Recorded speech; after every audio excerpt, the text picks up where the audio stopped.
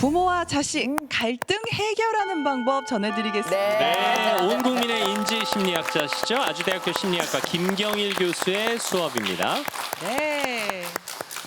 네. 5월이 가정의 달이죠. 그렇죠. 네. 5월이 가정의 달인데 가족들끼리 만나는 일 많으셨죠? 네. 저도 많이 만나고 많이 싸웠습니다. 네. 아, 선생님도 싸우세요? 그럼요. 그리고 심리학자가 삐치면 오래 가요. 아니, 저희 집만 그런 줄 알았어요. 저희 집은 애가 넷이다 보니까 네네. 뭐 그 안에도 남편이랑 애들 간에도 좀 있고 일단은 무슨 행사만 있으면 좀 이렇게 뭔가 이렇게 삐치고 아까도 말씀하셨듯이 갈등이 생겨요. 왜 이러는 거예요? 토닥토닥한다 이 말씀이시죠. 그렇죠, 그렇죠. 그게 사실은 아마 영원히 계속되는 일이 아닐까. 영원히 싶기도 한데요. 그래요? 해결할 수 없는. 뭐 80대 중반이신 저희 아버지께서도 이번 달에만 저희 어머니한테 3번 삐치셨습니다. 집안 내력은 아니시죠? 원래 우리나라 남자들이 잘 삐칩니다. 우리 집 남편만 그런 게 아니에요? 그런데 그게 실제로 연구에 의하면 한국 남성들의 마음의 구조가 복잡하고 미묘하고 섬세하기 때문이다.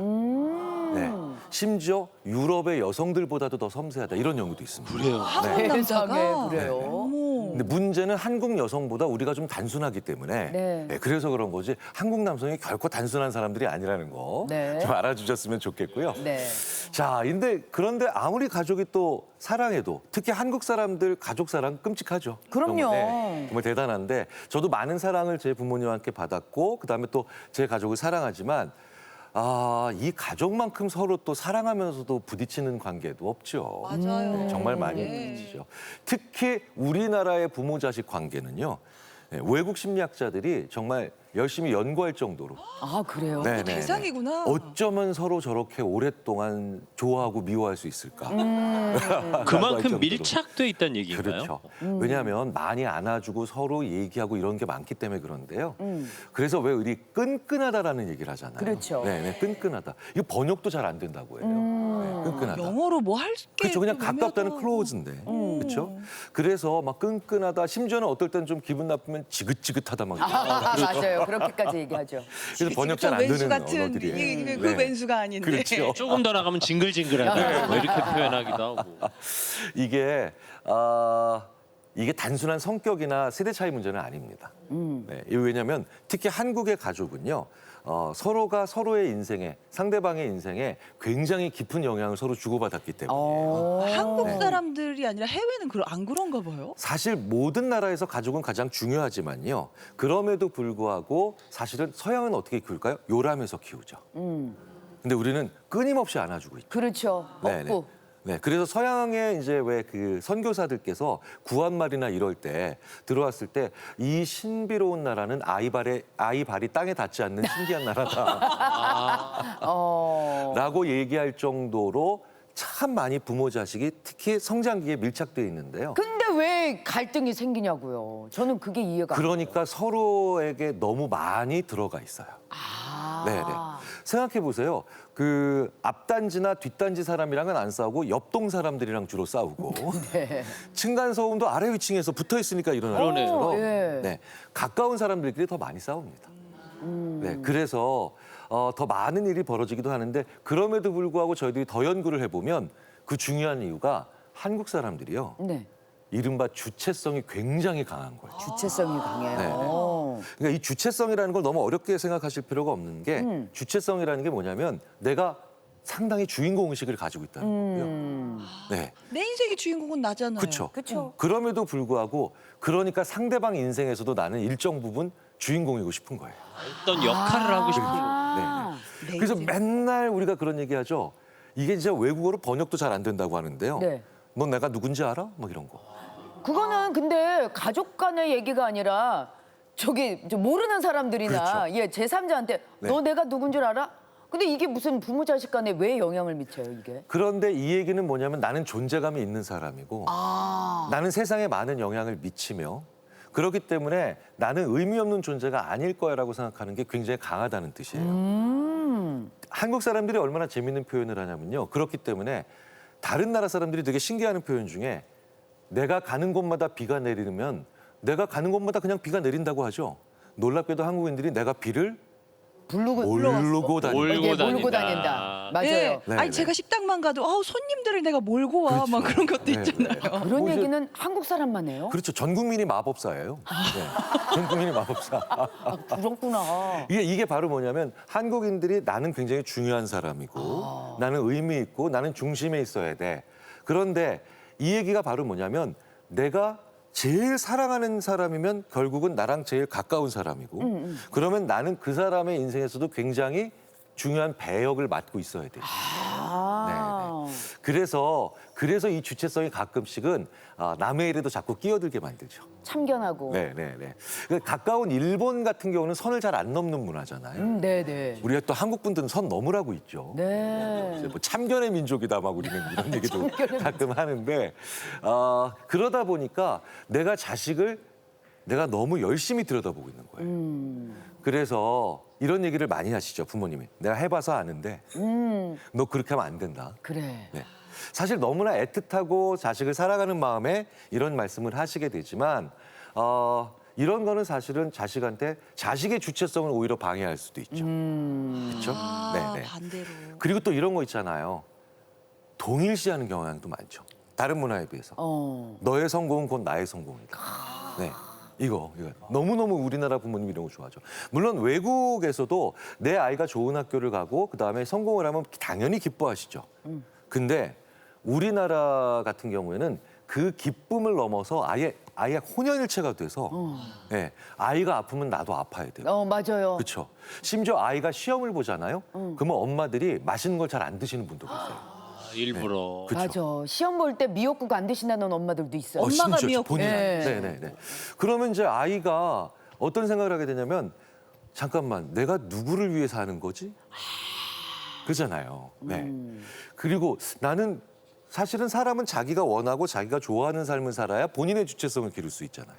그런데도 내가 만약에 예를 들어서 저는 요리가 너무 좋아요. 요리사가 되고 싶어요. 라고 했는데 야 그게 얼마나 힘든 일인 줄 알아? 네. 얼마나 커리어 초반부에 고생을 많이 해야 되는 줄 알아? 이런 거 있잖아요. 즉 자식이 해야 될 고민을 부모가 다 해버리는. 네네. 네, 이런 경우들이 좀 생기죠. 그게 부모의 역할이라고 생각했는데 그렇죠. 꼭 그런 것만은 아니네요. 사실은 자녀가 해야 될 고민은 자녀가 해야 되고 네. 부모가 해야 될 고민은 부모가 해야 되는데 이렇게 되면은 이제 서로가 서로의 주인공 의식을 잘 가지고 살아갈 수가 있는데 아무래도 자녀가 해야 될 고민을 부모가 더 많이 하는 경우가 한국에 좀 많이 일어나는 거죠. 오히려 다른 나라에서는 야 부모가 해야 될 고민을 너무 안 하는 거 아닙니까? 이렇게 얘기하는 경우도 있거든요. 네. 자, 그래서 사랑하면서도 막 통제하고 싶고, 그렇죠? 그 다음에 응원하면서도 자꾸 간섭하게 되는 네, 이런 이율배반적인 모습. 이게 이제 심리학에서도 갈등의 씨앗이 된다. 네, 이렇게 많이들 얘기를 합니다. 그런데 이제 부모의 감정이 결국 자녀에게 영향을 줄 수밖에 없게 되거든요. 네, 그렇게 되는데 자식 입장에서는 근데 늘 이런 생각이 들 수밖에 없죠. 그렇다면 내가 잘못하거나 내가 실패하면 내가 속상해야 되는데 내 부모가 속상한 게 더 걱정되는. 이게 엄청난 부담이 되는 거군요. 그렇죠. 그런 경우 많이 있더라고요. 있죠. 그러니까 왜 학교에서 아주 초등학교 이 어린 나이에서도 학생들이 시험을 봤는데 혹은 수행 평가를 했는데 잘 못 봤잖아요. 그러면 속상해하는 엄마가 더 걱정되는 거예요. 네네네. 그럼 이제 부모가 해야 될 걱정을 아이가 해버리는 그런 경우도 또 벌어지게 되죠. 그렇구나. 오히려 속상한 아이를 달래주는 게 부모 역할일 그렇죠. 텐데. 그래서 굉장히 많은 경우에 부모님이 실망하실까 봐 내가 힘든 걸 오히려 얘기하지 못하는. 근데 참 어떻게 보면 좀 안타까운 거죠. 왜냐하면 가장 가깝고 사랑하는 사이인데 오히려 그 부모님이 실망할까 봐. 네. 이렇게 부모가 자식에게 준 사랑이 자식에게는 기대나 그걸 넘어서 의무로 느껴지는 경우. 이러면 압박감 느껴지겠죠. 네. 네. 게다가 한국에서는요. 개인보다 관계를 굉장히 중요하게 생각하는 경향이 있습니다. 왜 제가 이런 얘기 많이 드리죠. 나라는 말보다 우리라는 말을 이렇게 많이 쓰는 나라는 우리나라밖에 없다. 맞아요. 우리나라밖에 네, 없다. 네. 내 나라가 아니라 그렇죠. 우리나라. 네. 요즘 내 나라가 왜 이렇게 시끄러워라고 하면 친구들이 이러더라고요. 네가 이 나라 샀냐? 그렇지. 그리고 혼자 사는 분도 자기 집에 놀러 오라 그럴 때 우리 집에 놀러 와. 놀러와. 그렇죠. 그러니까 이 한국인들은 늘 끊임없이 상대방과 살아가면서 이렇게 다양한 관계를 맺고 있고 특히 가족 관계가 굉장히 중요해지니까 기본적으로 부모님이 가족의 시선으로 자녀의 선택에 큰 영향을 주는 경우가 굉장히 많아요. 네. 어떻게 해야 되나. 그래서 서운하다라고 하는 감정들이 자꾸 생기게 되죠. 맞아. 서운하다 보면 또 갈등도 생기는데 이런 거는 좀 어떻게 해야 될까요? 그러면 진짜 예. 어떻게 해야 그래요. 가족이 그래도 예. 가족답게 살 수 있는 거예요? 가족을 주인공으로 대접하시면 됩니다. 주인공이요? 네, 네. 자, 보십시오. 이게 주인공이라고 대답하는 게 되게 뭐 어려운 얘기 같지만 네. 사실은 그게 아니라 실제로 영화에서 주인공이 어떤 대접을 받고 있느냐를 잘 보시면 거기 실마리가 다 보입니다. 주인공 대접. 네. 가족이야말로 그러니까 주인공으로 대해야 될 존재인데요. 예를 들자면요. 주인공은요. 반대말이 단역이죠. 주인공 그렇죠. 반대만 단역이죠. 단역 배우. 근데 단역이라는 건 짧다는 뜻이잖아요. 네, 네. 그러니까 주인공은 긴 시간을 씁니다. 그래서 우리 모두에게는 나를 주인공 대접한다는 느낌은 어떻게 오느냐? 당신이 쓴 시간은 소중하고 의미 있다. 네. 그래서 자녀한테 이렇게 얘기하시면 안 좋죠. 야, 일주일이나 공부했는데 성적이 그거밖에 안 나와?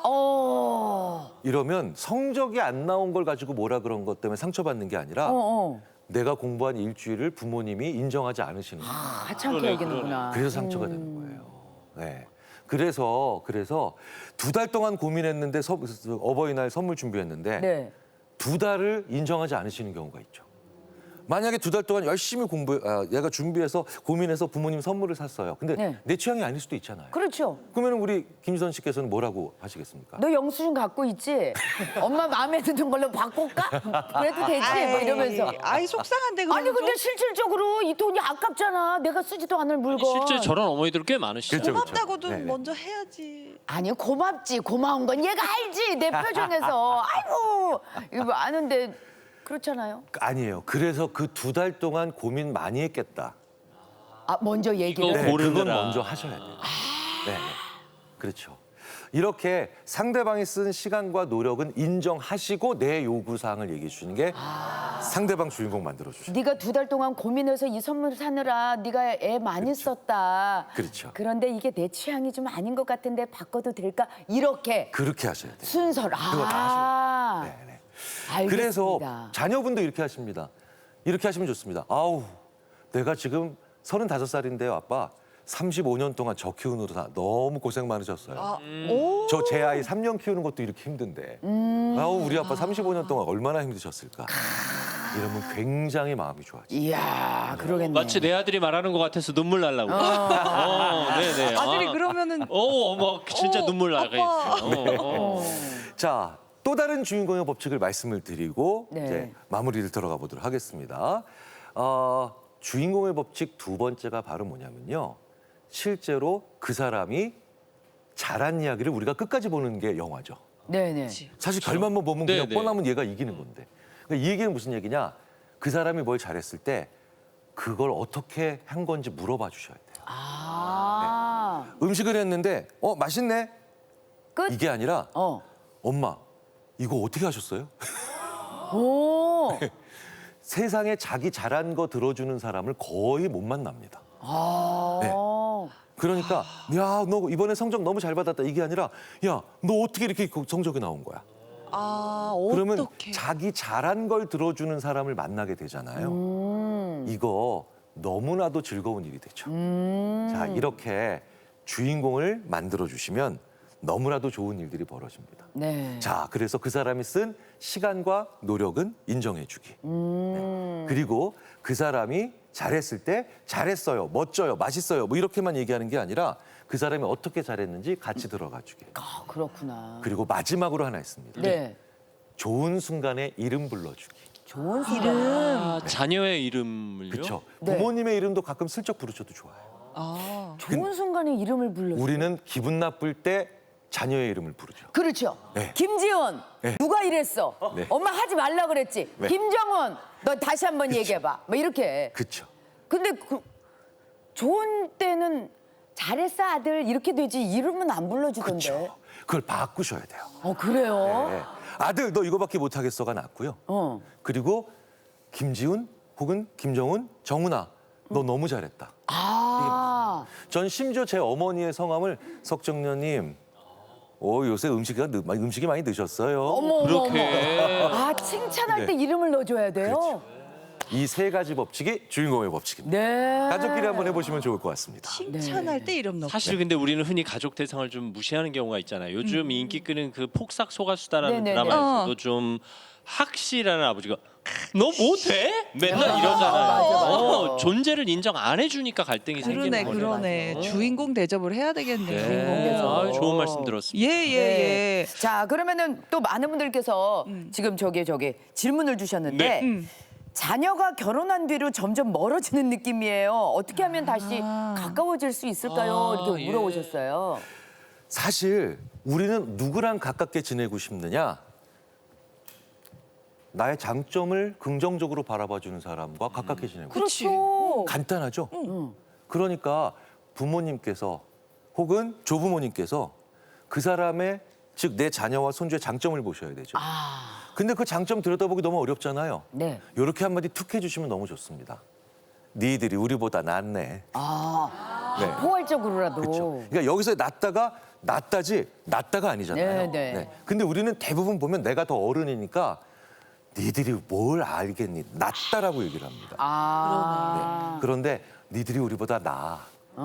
라고 하면 자연스럽게 자녀와 그다음에 손주 세대는 아닌데요. 우리 할아버지 할머니도 우리 아버지 어머니도 저보다 나은 게 있으신 것 같은데요 라면서 자꾸 서로를 궁금해하시게 되죠.